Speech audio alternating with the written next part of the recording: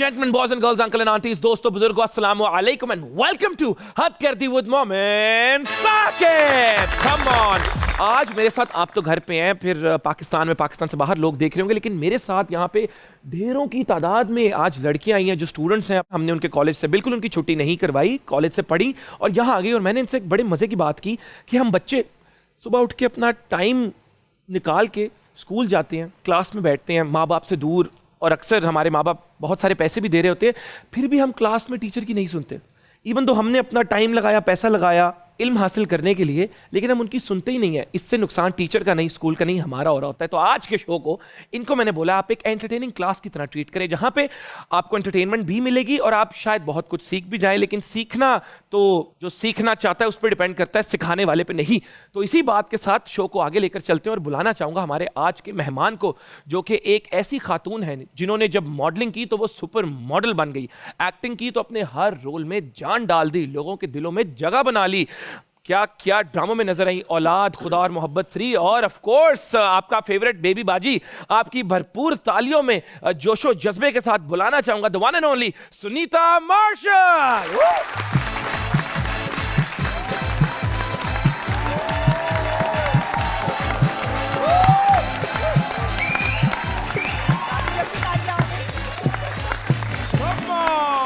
सबसे पहले तो जब इतना प्यार मिलता है, आपके आने से पहले भी ये लड़कियां कह रही थी सुनीता जी कब आएंगी कब आएंगी कब आएंगी. How do you deal with so much love? बस इनका प्यार ही है जिसकी वजह से हम लोग यहाँ पर हैं, वरना तो फिर मजा ही नहीं आता काम करने में. दुबई में पैदा हुई, फैमिली मूव हो गई, पाकिस्तान आई, फिर कराची में वक्त गुजारा, उसके बाद करते कराते जिंदगी का एक सफर चला और लाहौर में आज हद कर दी में हमारे साथ है. ये सारी ट्रांजिशंस कैसे हुई? मुझे खुद को भी नहीं पता. बस होती गई और मैं भी करती गई. दुबई की कोई यादें जो आज भी दिल में? अरे मैं तो 3 साल की थी जब वापस आ गए. आजकल तो क्या याद? 3 साल वाले भी बड़े तेज हैं आजकल के ना, मुझे टाइम हो गया थोड़ा सा. अच्छा, आपको टाइम हो गया. माशाल्लाह. मुझे ये बताएं, इनमें से अगर कोई अवार्ड जीतना चाहे, 3 दफा आप लक्स के लिए नॉमिनेट हुई, 1 दफा आप हम का भी बेस्ट फीमेल मॉडल का अवार्ड जीती, ये किस तरह कैसे जीत सकते हैं अवार्ड ये बच्चे? बस वो अवार्ड जीतने के लिए ना काम करें, अपनी मेहनत और लगन से काम करें. वो जब लोग आपको पहचानेंगे, उनका जब प्यार आपको मिलेगा, तो वही आपका अवार्ड है. सुनीता जी, ये जवाब तो हर कोई देता है, अब असल वाली बात बताएं. असल बात तो यही है, मुझे तो कभी भी क्रेज नहीं हुआ अवार्ड का. नहीं, for you it is the love of the people. Love of, ये जो आज गर्ल्स यहाँ पे बैठी हैं, इनका प्यार अगर चाहिए. लोग मुझे पहचानते हैं, मैं कहीं जा रही होती हूँ, मुझे हाय करते हैं, तो वही मेरा अवार्ड है. आप लोग एक अवार्ड हो. बैठे जी, बैठे. इत्तेफाक ये होता है, बहुत सारे लोग जो है ना, वो डर रहे होते हैं मिलने से. वो दूर दूर से खड़े होकर बात कर रहे होते हैं, नाम बोल रहे होते हैं, लेकिन उनमें हिम्मत नहीं हो रही होती कि पास आ जाए.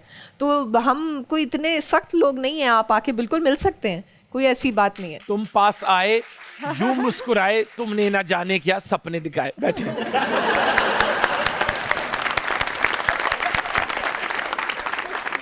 बेबी बाजी आपने ड्रामा किया, उसमें आपके हस्बैंड हसन भाई थे जी.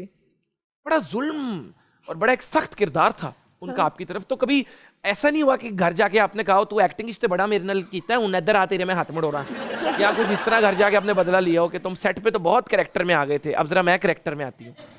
नहीं, शुक्र है ऐसा कुछ नहीं हुआ, और हम चाहते भी नहीं थे कि ऐसा हो.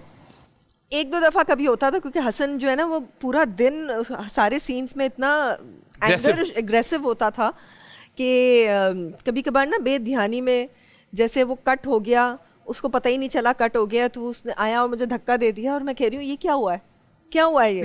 तो उसने कहा वो अच्छा, मुझे पता ही नहीं चला कि कट हो गया.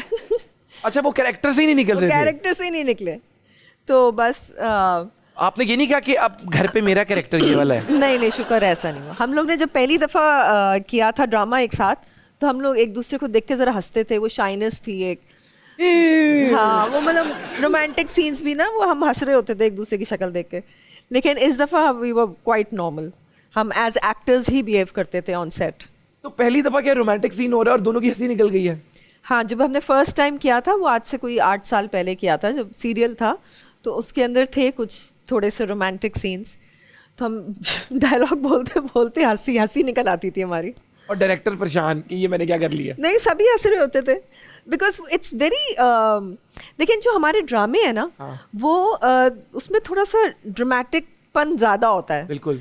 तो हम नॉर्मल लाइफ में उस तरह से रोमांटिक नहीं होते हैं या उस तरह से रोमांस नहीं करते जिस तरह से ड्रामों में दिखाया जाता है, क्योंकि उसके अंदर अल्फाज शायद इतनी सख्त उर्दू यूज़ होती है कि हम नॉर्मल लाइफ में नहीं यूज़ करते। मतलब बहुत ज्यादा ड्रामों में तो शेर व शायरी, अब घर पे थोड़ी इस तरह होता है कि जाने तमन्ना तो बाहर निकल तेरी जिनको लता शेर व पन्ना। शायरी का शौक होगा शायद वो लोग इस तरह से करते भी हों, लेकिन शायद हम नहीं करते थे तो इसलिए हमें शायद हंसी आ जाती थी। तो फ्यूचर में कोई हम और एक्सपेक्ट कर रहे हैं आप लोगों को साथ में काम करता देखना?